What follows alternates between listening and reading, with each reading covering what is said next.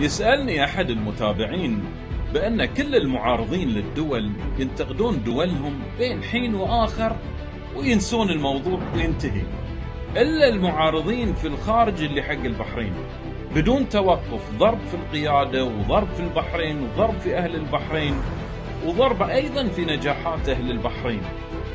ليش؟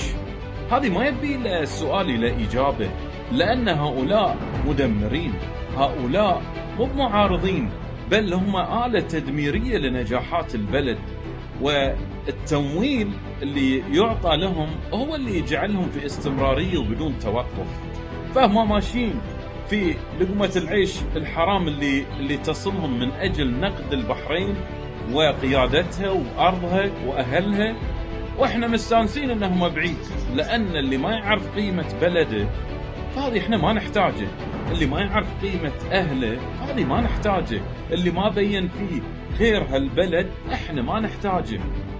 فخلهم وهم في الخارج المدمرين يضربون ينتقدون، صوتهم ما يتعدى الدائرة اللي حواليهم.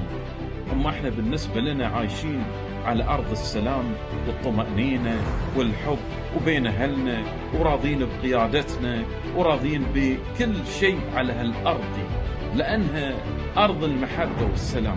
أما هؤلاء خلهم بعيد، والحمد لله أن أصواتهم أصبحت لا وجود لها ولا لها تأثير، وحتى اللي يدعمونهم بدأ يقل وتسكر لأن ما منهم فائدة، انتهت صلاحيتهم وأوراقهم مكشوفة. فالحمد لله أن احنا نعيش على هذه الأرض المحبة للسلام.